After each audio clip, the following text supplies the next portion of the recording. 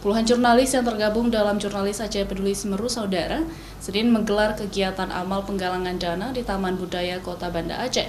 Kegiatan tersebut diisi dengan lelang lagu, foto, dan sejumlah kegiatan lainnya. Malam penggalangan dana untuk korban letusan Gunung Semeru yang digelar para jurnalis di Aceh mampu mengumpulkan puluhan juta rupiah.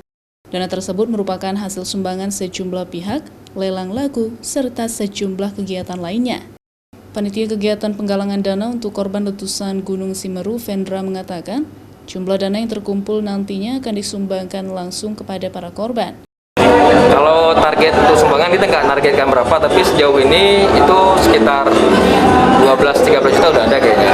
Kita nggak nargetkan, karena intinya masyarakat Aceh bisa terhibur, kita bisa ajak semua masyarakat Aceh sama-sama merasakan hal yang sama untuk membantu saudara kita yang ada di Jawa Timur.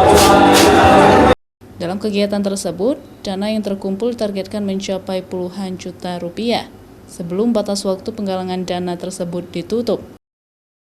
Syahril, Kompas TV, Banda Aceh.